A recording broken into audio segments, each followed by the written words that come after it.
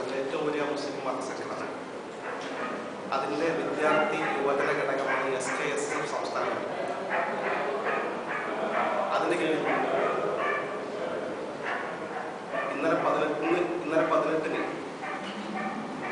മംഗലാപുരത്തിന് തുടക്കം കുറിച്ച ആത്മീയത ചൂഷണത്തിനെതിരെ ജിഹാദ് എന്ന പേരിൽ നടത്തുന്ന വിമോചന യാത്ര 30-ന് തിരുവനന്തപുരം സമാപന സമ്മേളനത്തോടുകൂടി സമാപിക്കും. ആത്മീയത മറയാക്കി സമൂഹത്തിൽ വളർന്നു വരുന്ന വ്യാജസിദ്ധന്മാർക്കും ആത്മീയ ചൂഷകർക്കുമെതിരെ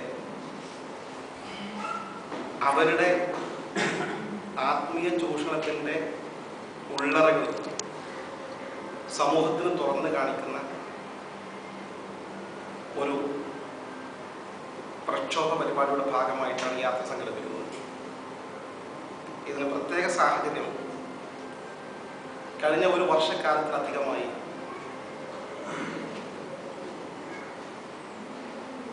മുസ്ലിം സംഘടിത സമൂഹത്തിൽ നിന്ന് മാറ്റി നിർത്തപ്പെട്ട, സമസ്ത കേരള ജംഇയ്യത്തിൽ നിന്ന് പുറത്താക്കപ്പെട്ട കാന്തപുരം അബൂബക്കർ മുസ്ലിയാരുടെ നേതൃത്വത്തിൽ കഴിഞ്ഞ 2.5 പതിറ്റാണ്ട് കാലമായി കേരളത്തിൽ നടത്തിക്കൊണ്ടിരിക്കുന്ന ചൂഷണങ്ങളും തട്ടിപ്പുകളും വെട്ടിപ്പുകളും ഇന്ന് അതിൻ്റെ മൂർധന്യത്തിലെത്തിയ ഈ ഘട്ടമാണ്.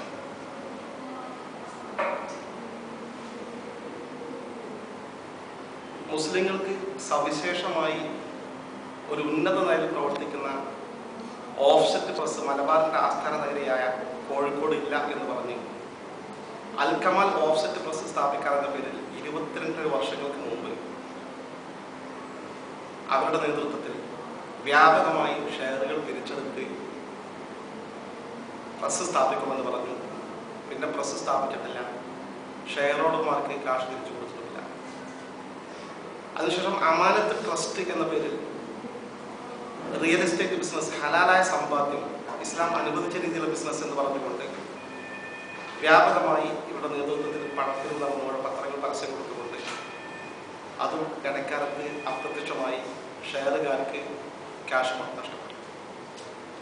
ശേഷം തമിഴ്നാട്ടിൻ്റെയും കേരളത്തിൻ്റെയും ബോർഡറിൽ പാലക്കാട് ജില്ലയിൽ ക്രസന്റ് സിമന്റ് ഫാക്ടറി എന്ന പേരിൽ 3.5 ലക്ഷം രൂപ വീതമുള്ള ഷെയറുകൾ പിരിച്ച് അവിടെ സിമന്റ് കമ്പനി സ്ഥാപിക്കപ്പെട്ടു. പക്ഷേ ഇടക്കാലത്ത് മുങ്ങി ആളുകൾക്ക് ക്യാഷ് നഷ്ടപ്പെട്ടു.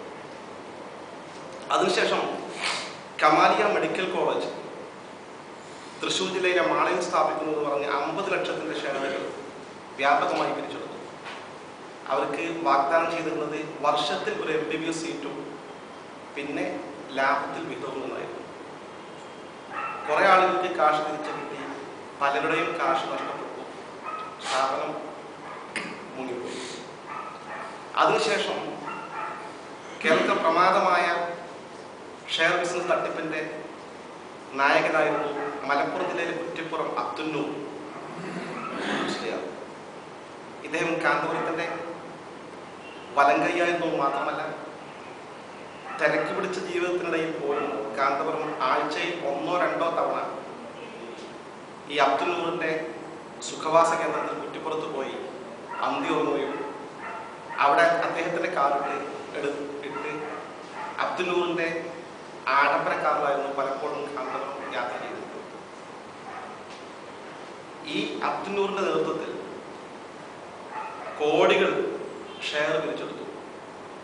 അതിൻ്റെ പ്രത്യേകത, കോടികൾ പെട്ടെന്ന് സമാഹരിക്കാൻ അവർക്ക് സാധിച്ചത് 1 ലക്ഷം രൂപ ഇൻവെസ്റ്റ് ചെയ്താൽ പെർ മന്ത് 5000 രൂപ ലാഭം കൊടുക്കാമെന്ന ഉറപ്പായിരുന്നു. അങ്ങനെ എഗ്രിമെന്റ് എഴുതിയിട്ടാണ് കൊടുത്തത്. പലിശ ഇടപാട് സ്ഥാപനങ്ങൾ പോലും ശരാശരി 1100-1200 രൂപ വീതമാണ് ഇൻട്രസ്റ്റ് വരുന്നത്. ഇങ്ങനെ കൃത്യം സംഖ്യ പറഞ്ഞ് നേരത്തെ പറഞ്ഞുറപ്പിച്ചിട്ടുള്ളതിന് ബിസിനസ് എന്നല്ല, ഇസ്ലാമിക ദൃഷ്ട്യാ പലിശ, ഇസ്ലാം നിഷിദ്ധമാക്കിയ പലിശ എന്നാണ് പറയുന്നത്. പക്ഷെ ഇന്ന് ബിസിനസിന്റെ പരിവേഷം നൽകി കോടികൾ പിരിച്ചെടുത്തു മുങ്ങിയത് മാത്രമല്ല, പോലീസ് കണക്കെടുപ്പ് പ്രകാരം മാത്രം, കിട്ടിയ കണക്ക് പ്രകാരം 200 കോടി പരം രൂപ തട്ടിയെടുത്താണ് അബ്ദുന്നൂർ മുങ്ങിയിട്ടുള്ളത്. അതിനുശേഷം നേരിട്ട് കാന്തപുരം ലോകത്തൊരു മുസ്ലിം ചെയ്യാൻ ധൈര്യം കാണിക്കാത്ത വിധം മുസ്ലിങ്ങൾ ഏറ്റവും കൂടുതൽ ജീവൻ തുല്യം സ്നേഹിക്കുന്ന പ്രവാചക മുഹമ്മദ് മുസ്തഫ സുൽത്താൻ തങ്ങളുടെ ശരീരഭാഗങ്ങളുടെ കൈവശമുണ്ട്, അഥവാ തിരുകേശം ഞങ്ങളെ കൈവശം സൂക്ഷിച്ചിരിക്കുന്നുണ്ട് എന്ന് പറഞ്ഞ് അത് സ്ഥാപിക്കാൻ 42 കോടിയുടെ പള്ളി സ്ഥാപിക്കാവുന്ന പേരിൽ രാജ്യത്തിനകത്തുനിന്ന് പുറത്തുനിന്നും ഭീമമായ കാശ് ഈ 2 വർഷത്തിനകം പിരിച്ചെടുത്തു. അതിനു പുറമെ ഈ പള്ളി സ്ഥാപിക്കുന്ന ലാൻഡിന് ലക്ഷങ്ങളുടെ ഷെയറുകൾ തന്ന സംഭാവനയായിട്ട് വേറെ പിരിച്ചെടുത്തുകൊണ്ടിരിക്കും. അതിനു പുറമെ ഈ പള്ളിക്ക് ചുറ്റും സ്ഥാപിക്കുന്ന കോടികളുടെ ബിസിനസ് സിറ്റി, ലണ്ടൻ മാതൃകയുള്ള സിറ്റി എന്നൊക്കെയാണ് അവർ അവകാശവാദം ഉന്നയിക്കുന്നത്, അത് സ്ഥാപിക്കാനുള്ള ഷെയറുകൾ വേറെയും കോടാനുകോടി രൂപകൾ. ഈ വിധത്തിൽ വ്യാപകമായി പിരിച്ചെടുത്ത് ഇന്നും ശിലാസ്ഥാപനം എന്ന പേരിൽ ചടങ്ങ് സ്റ്റേജിൽ വെച്ച് നടത്തി എന്നല്ലാതെ എവിടെ പള്ളി സ്ഥാപിക്കുമെന്നോ പള്ളി സ്ഥാപിക്കുന്നതിന് മുന്നോടിയായി എന്തെങ്കിലോ ഒന്നും ചെയ്യാതെ ഈ ക്യാഷും ഡെഡ് മണിയായി കിടക്കുന്നു എന്ന് പറയുന്നില്ല. പഴയ സ്വഭാവം അനുസരിച്ച് അവർ വേറെ ബിസിനസ് മേഖലയിൽ ഇൻവെസ്റ്റ്മെന്റ് നടത്തി ലാഭം ഉണ്ടാക്കിക്കൊണ്ടിരിക്കുന്നതായി മനസ്സിലാകുന്നു. ഈ അവസാനത്തെ തട്ടിപ്പ് പ്രവാചക തിരുമേനിയുമായി ബന്ധപ്പെട്ടതായതുകൊണ്ട് ഒരു നിലയിലും മുസ്ലിം സമൂഹത്തിന് അതുമായി രാജിയാകാനോ വിട്ടുവീഴ്ച ചെയ്യാനോ സാധ്യമല്ലാത്ത പശ്ചാത്തലത്തിൽ അക്കാര്യം വെട്ടിത്തുറന്ന് കഴിഞ്ഞ 1 വർഷക്കാലമായി ഞങ്ങൾ സംഘടന ക്യാമ്പയിൻ നടത്തിക്കൊണ്ടിരുന്ന പശ്ചാത്തലത്തിൽ കാന്തപുരം വിഭാഗം ഇതിന് യഥാർത്ഥ മുടിയാണെന്ന് പരസ്യമായി സ്ഥിരീകരിക്കാവുന്ന തെളിവുകൾ സമർപ്പിക്കാതെ താൽക്കാലികമായി പിൻവലിക്കുകയും എന്നാൽ മുടി പിൻവലിപ്പിക്കാതെ ജനങ്ങൾ അത് മറന്നു പോകണമെന്ന ഉദ്ദേശത്തോടു കൂടി കേരള യാത്ര എന്ന പേരിൽ എല്ലാ തട്ടിപ്പുകളും വെട്ടിപ്പുകളും നടക്കുന്ന നേതൃത്വം കൊടുക്കുന്ന ഇദ്ദേഹം മാനവികത ഉയർത്തിക്കാണിച്ചുകൊണ്ട് ഒരു പുകമറ സൃഷ്ടിച്ചുകൊണ്ട് ജനങ്ങൾ ഈ തട്ടിപ്പുകൾ മറന്നു പോകണം, പ്രത്യേകിച്ചും ഈ വലിയ ആത്മീയ ചൂഷണം മറന്നു പോകണമെന്ന ഉദ്ദേശത്തിൽ യാത്ര സംഘടിപ്പിച്ചിരിക്കുകയാണ്.